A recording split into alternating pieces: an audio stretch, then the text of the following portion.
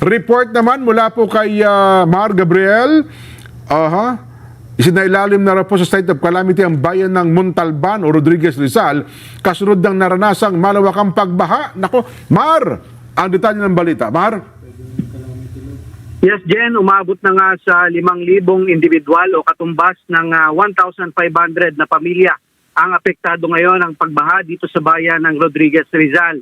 Ayon kay Mayor Retired Lieutenant General Ronnie Evangelista, karamihan sa mga apektado ng pagbaha ay mga residente na nakatira malapit sa ilog ng San Jose na umapaw sa kasagsagan ng malakas na pag-ulan dulot pa rin ng habagat.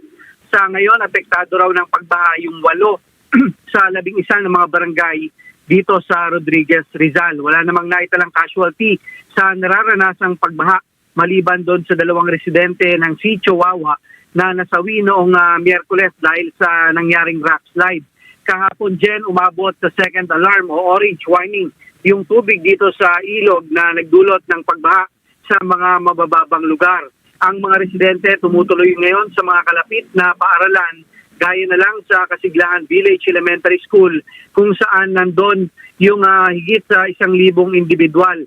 Kwento ng mga residente na sanay na sila sa kanilang sitwasyon dahil taon-taon daw ay nakakaranas sila ng mga pagbaha.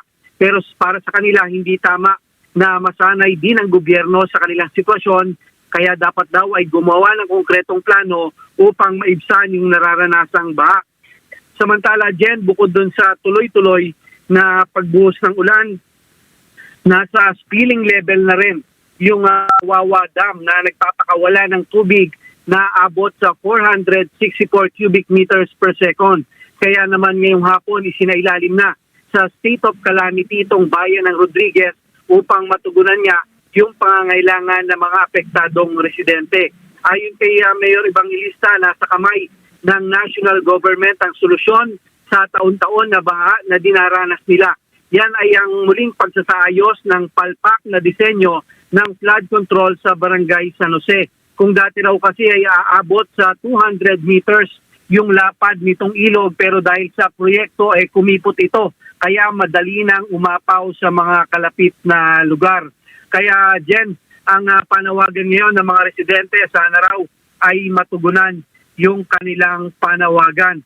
Sa kabila niyan, Jen, bukod sa mga low-lying areas, binabantayan din ngayon ng pamahalaang bayan yung 3 uphill barangay mula naman sa posibilidad ng landslide. Ilang araw na rin kasing babad sa tubig yung lupa dahil nga sa tuloy-tuloy na pagulan. Patuloy naman yung paghahatid ng tulong sa mga evacuation centers gaya ng pagkain at gamot. May mga pribadong organisasyon din na naghahatid ng tulong sa mga apektadong residente. Jen? So palpak na pala yung kanilang flood control. Ba't wala bang ano yan? Program of Works, Mar? Kasi sa Program of Works, makikita doon kung ano magiging epekto ng proyekto.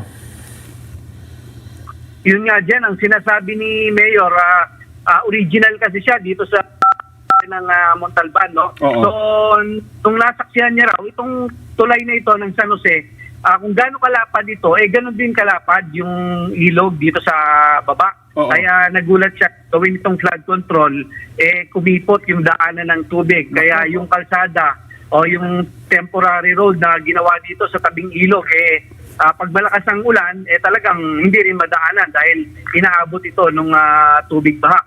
Hindi ito nalalayo dyan kung maalala mo yung sitwasyon dyan sa Cebu.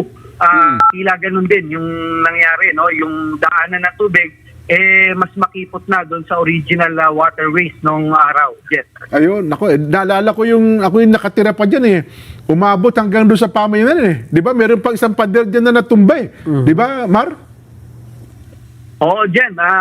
Ganon katindi yung mga pagbaha. Mula Akala ko nung time na yun, akala ko naayos na. Ngayon pala lalo pa palang pumalpak, sabi ni Mayor.